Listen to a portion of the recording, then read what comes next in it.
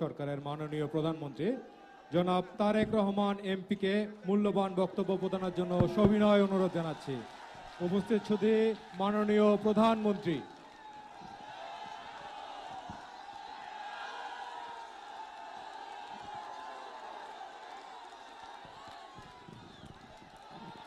বিসমিল্লাহির রহমানির রহিম।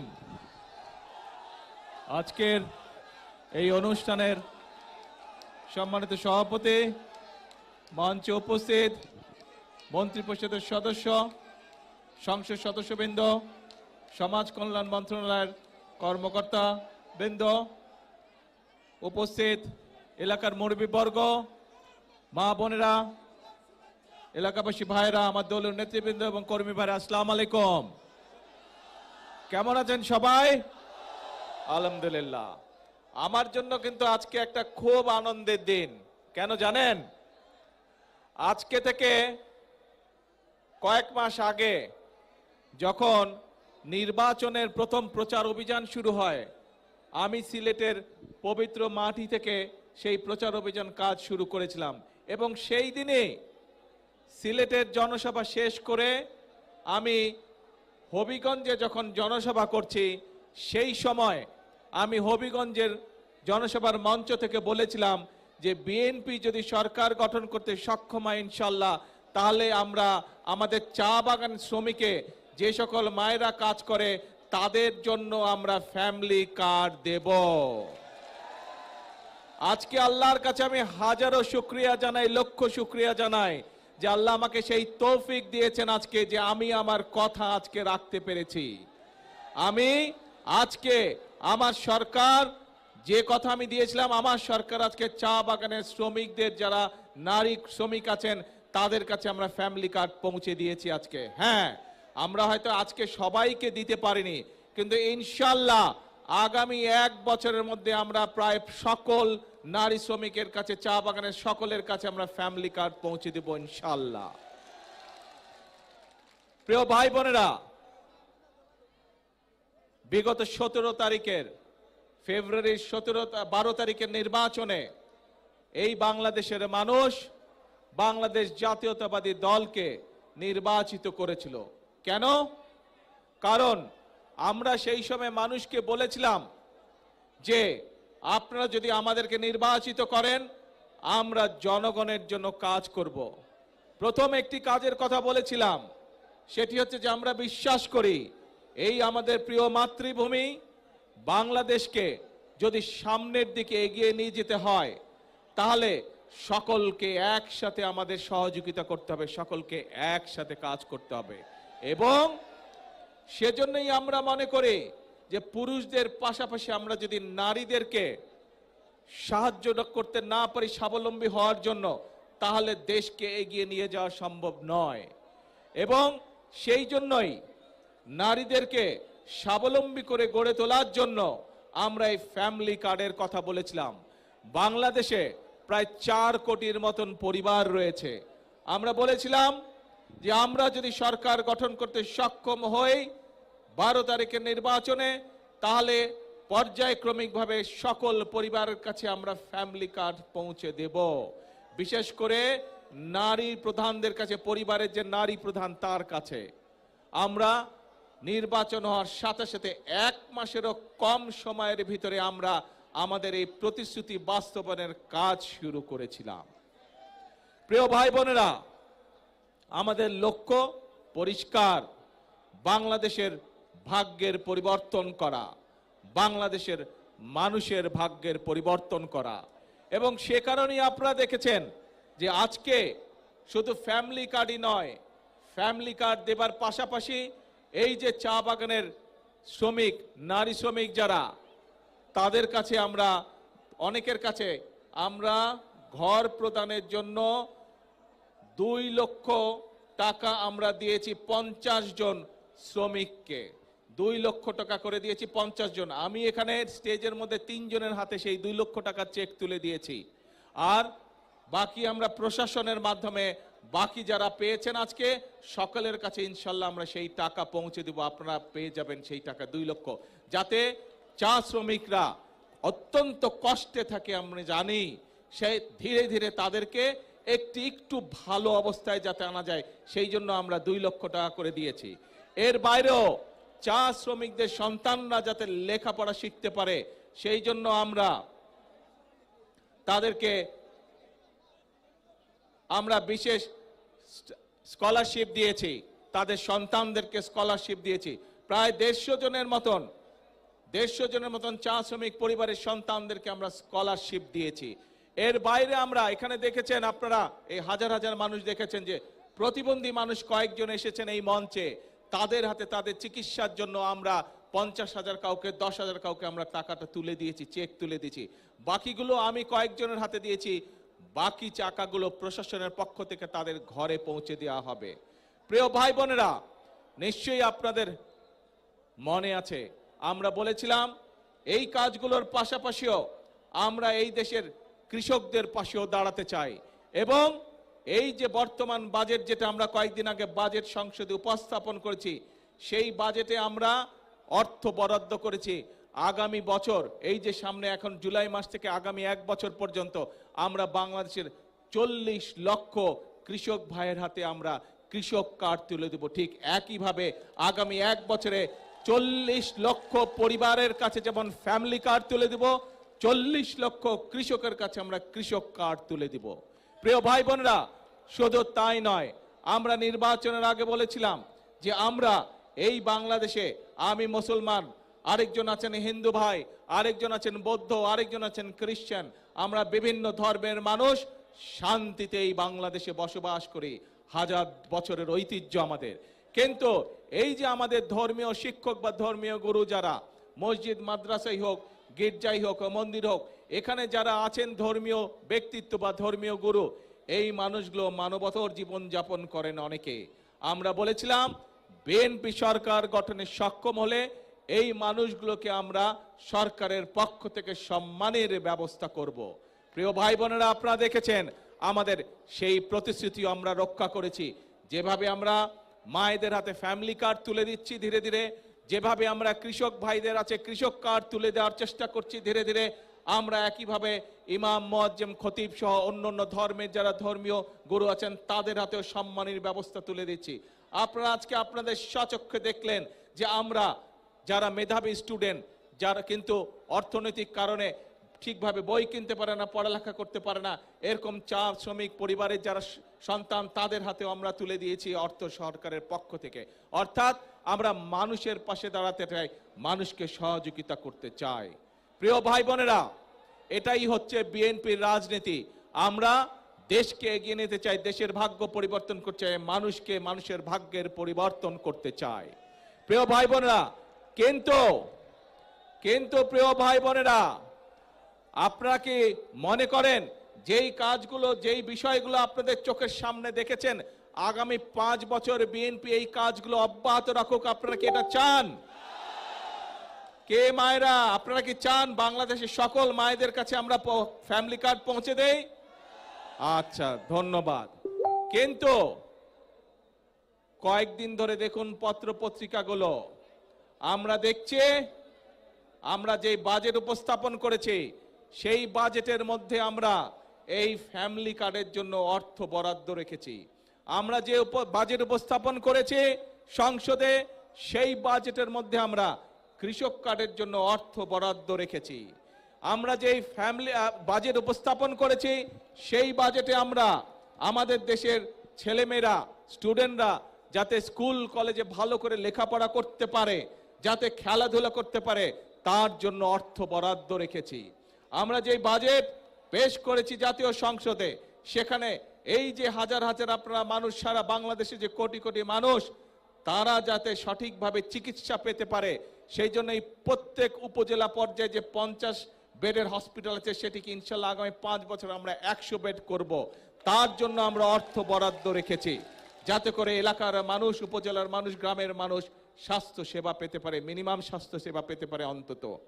কিন্তু বাজেটের পরে নিশ্চয়ই আপনারা দেখেছেন, যেই বাজেটে আমরা সাধারণ মানুষ, খেটে খাওয়া মানুষের জন্য অর্থ বরাদ্দ রেখেছি,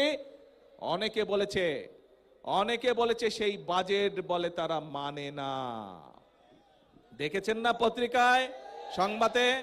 আবার অনেকে বলেছে যেই বাজেটে আমরা মায়েদের জন্য ফ্যামিলি কার্ডের বড় অর্থ বরাদ্দ রেখেছি, কৃষকদের জন্য কৃষি কার্ডের বরাদ্দ রেখেছি, প্রতিবন্ধী মানুষ শিক্ষার্থীদের জন্য অর্থ বরাদ্দ রেখেছি, যেই বাজেটে আমরা মানুষের স্বাস্থ্য সুবিধার জন্য অর্থ বরাদ্দ রেখেছি, সেই বাজেট নাকি চানাচুরের মতো। শুনেছেন এই কথা? কিছু কিছু লোক বলেছে। প্রিয় ভাই বোনেরা, যেই বাজেট জনগণের বাজেট, যেই বাজেটের মাধ্যমে অর্থ বরাদ্দের মাধ্যমে আমরা জনগণের ভাগ্যের পরিবর্তন করতে চাই, সেই বাজেটকে যারা চানাচুরের সাথে তুলনা করে, যেই বাজেটে আমরা জনগণের জন্য স্বাস্থ্য সুবিধার অর্থ বরাদ্দ রেখেছি, কৃষক ভাইদের জন্য অর্থ বরাদ্দ রেখেছি, যেই বাজেটে আমাদের সন্তানরা যাতে ভালোভাবে লেখাপড়া শিখতে পারে তার জন্য সর্বোচ্চ বাজেট রেখেছি, সেই বাজেটকে বলে তারা গণবিরোধী বাজেট। দেখেছেন না? তাহলে প্রিয় ভাই বোনেরা, আমরা যাতে এই দেশের যারা শিল্পোদ্যোক্তা আছে, যারা মিল ফ্যাক্টরি তৈরি করতে পারে, তার ফলে আমাদের বেকারদের কর্মসংস্থানের ব্যবস্থা করতে পারে, সেই জন্য এই দেশে বাংলাদেশে যে সকল দ্রব্য তৈরি হয়, একই দ্রব্য কেউ যদি বিদেশ থেকে আমদানি করে তার উপরে আমরা শুল্ক বাড়িয়ে দিয়েছি, যাতে করে বাংলাদেশের মিল কারখানাগুলো রক্ষা পায়, যাতে করে সেই মিল কারখানাগুলো যদি চলে তাহলে আমাদের ছেলেমেয়েরা সেখানে চাকরি বাকরি করতে পারবে। একই জিনিস যদি বিদেশ থেকে আসে তখন আমাদের মিল কারখানা চলবে? বন্ধ হয়ে যাবে। সেই জন্য আমাদের মিল কারখানাগুলোকে আমরা প্রোটেকশন দিয়েছি, সেই ব্যবস্থা আমরা এই বাজেটের মধ্যে রেখেছি। প্রিয় ভাই বোনেরা, আমরা এই বাজেটের মধ্যে অর্থ বরাদ্দ রেখেছি এবং একই সাথে বিভিন্ন নিত্য প্রয়োজনীয় দ্রব্য, চাল, ডাল, তেল, নুন, চিনি, এই সবের উপরে যে শুল্ক আগে ছিল, সেই শুল্ক আমরা যে ট্যাক্স ছিল সেই ট্যাক্সও আমরা উঠিয়ে নিয়েছি, যাতে জিনিসের দাম না বাড়ে। জনগণের কথা চিন্তা করে আমরা ৬০টি নিত্য প্রয়োজনীয় দ্রব্যের উপর থেকে আমরা শুল্ক প্রত্যাহার করে নিয়েছি এই বাজেটে। এখন প্রিয় ভাই বোনেরা, যেই বাজেটে ৬০টি পণ্যের উপর থেকে শুল্ক প্রত্যাহার করে না হয়, সেই বাজেটকে একটি দল বলে গণবিরোধী বাজেট। এখন জনগণের জন্য যেই বাজেটে সকল ব্যবস্থা রেখেছি, সেই বাজেটকে যারা গণবিরোধী বলে তারা কি কখনো জনগণের বন্ধু হতে পারে? তারা কখনো জনগণের বন্ধু হতে পারে না প্রিয় ভাই বোনেরা। কাজেই যারা জনগণকে বিভ্রান্ত করতে চায় প্রিয় ভাই বোনেরা, সেটি সংসদের ভেতরেই হোক, সেটি সংসদের বাইরেই হোক, তাদের ব্যাপারে আপনাদেরকে সচেতন থাকতে হবে। কারণ এই সকল লোকেরা, এই সকল দলগুলো দেশে যদি অশান্তি করার সুযোগ পায় তাহলে আমরা ফ্যামিলি কার্ড বাস্তবায়ন করতে পারবো না। এই লোকগুলো, এই দলগুলো যদি দেশে অশান্তি সৃষ্টি করে তাহলে এই যে আজকে প্রতিবন্ধী মানুষগুলোকে যে আমরা সহযোগিতা করলাম, এই যে গরিব ছাত্র স্টুডেন্টগুলোকে যে আমরা সহযোগিতা করলাম, এই যে আমরা নিত্য প্রয়োজনীয় দ্রব্যের উপর থেকে ৬০টি দ্রব্যের উপর থেকে যে আমরা ট্যাক্স তুলে নিতে পারলাম, এইটি আমরা তাহলে কন্টিনিউ করতে পারবো না। কাজেই যারা এসব কাজে বাধা দিবে, কি ব্যবস্থা করা উচিত তাদের বিরুদ্ধে? সতর্ক থাকতে হবে তাদের বিরুদ্ধে এবং জনগণকে ঐক্যবদ্ধ থাকতে হবে। বিএনপি হচ্ছে জনগণের দল। যতবারই এই দেশে নিরপেক্ষ নির্বাচন হয়েছে, যতবারই এই বাংলাদেশে মানুষ স্বাধীনভাবে ভোট দিতে পেরেছে, প্রত্যেকবার মানুষ ধানের শীষকে বিজয় করেছে। এবং এই যে মৌলভীবাজারের যতগুলো বড় বড় রাস্তাঘাট, স্কুল, কলেজ দেখেছেন, খোঁজ করে দেখুন, এগুলো সব বিএনপি মরহুম সাইফুর রহমান সাহেবের সময় এই কাজগুলো হয়েছিল। কাজেই প্রিয় ভাই বোনেরা, কথা সাফ কথা, যদি দেশের উন্নয়নকে অব্যাহত রাখতে হয়, যদি মা বোনদের হাতে ফ্যামিলি কার্ড পৌঁছে দিতে হয়, কৃষক ভাইদের হাতে যদি কৃষক কার্ড পৌঁছে দিতে হয়, উপজেলা স্বাস্থ্য কমপ্লেক্স যেটি আছে সেটিকে 50 বেড থেকে যদি 100 বেডে করতে হয়, যদি আমাদের ভবিষ্যৎ প্রজন্ম, আমাদের সন্তানদের শিক্ষার ব্যবস্থা ঠিক রাখতে হয়, তাহলে জনগণকে ঐক্যবদ্ধ থাকতে হবে। জনগণ যদি ঐক্যবদ্ধ থাকে তাহলে কোনো ষড়যন্ত্র সফল হতে পারবে না। জনগণ যদি ঐক্যবদ্ধ থাকে বাংলাদেশের গণতন্ত্রকে কেউ নষ্ট করতে পারবে না। বাংলাদেশের গণতন্ত্রকে কারা নষ্ট করেছিল আমরা সেটি ভালো করে জানি। আমরা দেখেছি দেশ স্বাধীনের সময়, দেশ স্বাধীনের আগে এবং পরবর্তী সময় গণতন্ত্র বিনষ্টকারী, গণতন্ত্রের বিরুদ্ধে ষড়যন্ত্রকারী সবগুলো একসাথে ছিল। মুখে মুখে বলতো আমরা একসাথে নাই, কিন্তু ভেতরে ভেতরে এরা সব সময় একসাথে কাজ করেছে এবং সকল সময়, প্রত্যেকটি সময় বিএনপি বাংলাদেশ জাতীয়তাবাদী দল সব সময় জনগণের কাতারে ছিল।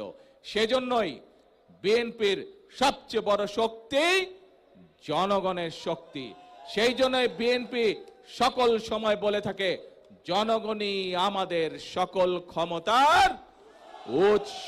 প্রিয় ভাই বোনেরা এবং প্রিয় ভাই বোনেরা, আমরা দেখেছি বিভিন্ন সময়ে যখন দেশে জনগণ যখন ফুঁসে ওঠে গণতন্ত্র রক্ষা করার জন্য, আমরা বিভিন্ন সময় দেখেছি বিভিন্ন জনকে বিদেশে চলে যেতে। খালেদা জিয়া আপনাদেরকে রেখে কোথাও যায় নাই। খালেদা জিয়া আপনাদেরকে রেখে কখনো কোথাও যায় নাই। খালেদা জিয়া বলেছিল বাংলাদেশই হচ্ছে আমার প্রথম ঠিকানা, বাংলাদেশই হচ্ছে আমার শেষ ঠিকানা। প্রিয় ভাই বোনরা, আমরা হচ্ছে খালেদা জিয়ার সৈনিক, কাজে বাংলাদেশই হচ্ছে আমাদের প্রথম ঠিকানা, বাংলাদেশই হচ্ছে আমাদের শেষ ঠিকানা। আমাদের একটাই কাজ বাংলাদেশের মানুষের ভাগ্যের পরিবর্তন, আমাদের একটাই কাজ বাংলাদেশের ভাগ্যের পরিবর্তন। কাজে আসুন, এই দেশ আমাদেরকেই গড়তে হবে। এই দেশ আমাদের 20 কোটি মানুষের 40 কোটি হাতকে শ্রমিকের হাতে রূপান্তরিত করতে হবে। তাহলেই আমরা এই বাংলাদেশের ভাগ্যের পরিবর্তন করতে পারবো। প্রিয় ভাই বোনেরা, অনেকেই ওই যে যারা বিভ্রান্ত ছড়াতে চায়, এরা আবার কি বলে জানেন? এরা বলে ফ্যামিলি কার্ডের টাকা কোথা থেকে আসবে, কৃষক কার্ডের টাকা কোথা থেকে আসবে। আপনাদের সবাইকে সাক্ষী রেখে তাদের উদ্দেশ্যে আমি বলতে চাই, এই যে আজকে এখানে শ্রমিকদেরকে, চা শ্রমিকদেরকে ঘর নির্মাণের জন্য 2 লক্ষ টাকা দেওয়া হলো, চা শ্রমিকদের পরিবারের সন্তানদের লেখাপড়া করার জন্য 10,000 করে টাকা দেওয়া হলো তাদের বৃত্তি হিসাবে, এই যে মানুষের চিকিৎসার জন্য 50,000 করে টাকা দেওয়া হলো, এগুলা কখনো আগে শুনেছেন? আপনারা দেখেছেন? কেউ এর আগের সরকার দিয়েছিল? দেয় নাই। এটি কার অর্থ? জনগণের অর্থ। আমরা দেখেছি কিভাবে জনগণের অর্থ বিগত 1 যুগ ধরে, 17 বছর ধরে আমরা দেখেছি কিভাবে জনগণের অর্থ এই দেশ থেকে পাচার হয়ে গিয়েছিল। জনগণের অর্থ জনগণকে না দিয়ে একটি দল বিদেশে পাচার করে দিয়েছিল। প্রিয় ভাই বোনেরা, যারা বলে কোত্থেকে আসবে ফ্যামিলি কার্ডের টাকা, কোত্থেকে আসবে কৃষক কার্ডের টাকা, কোত্থেকে আসবে, তাদের উদ্দেশ্যে বলতে চাই, এই জনগণের টাকা আর পাচার হতে দেব না আমরা। জনগণের টাকা দিয়ে জনগণের জন্য কাজ করা হবে, জনগণের অর্থ দিয়ে দেশের জন্য কাজ করা হবে, দেশের ভাগ্যের পরিবর্তনের জন্য কাজ করা হবে, জনগণের জন্য কাজ করা হবে। কাজে ইনশাআল্লাহ টাকার কোনো অভাব হবে না। আসুন, যারা এই দেশ থেকে টাকা পাচার করেছে, যারা এই দেশ থেকে টাকা বাইরে পাঠাতে চায়, জনগণের অর্থ টাকা বিদেশে পাঠাতে চায়, আমরা আজ থেকে তাদের বিরুদ্ধে কঠোর অবস্থান গ্রহণ করব। আমরা যদি সকলে চোখ কান খোলা রাখে, তাহলে এই দেশের মানুষের অর্থ সম্পদ কেউ বিদেশে পাচার করতে পারবে না এবং সেই টাকা দিয়ে আমরা সকলে মিলে পরিশ্রম করব এবং সেই অর্থ দিয়ে আমরা দেশ এবং দেশের মানুষের ভাগ্যে পরিবর্তন করব।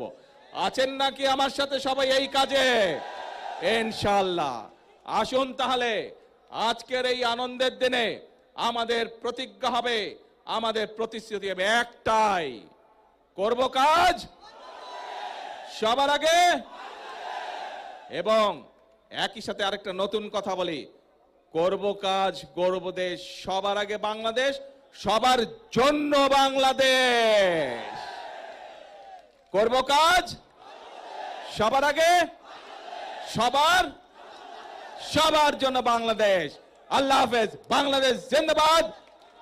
আল্লাহ হাফেজ।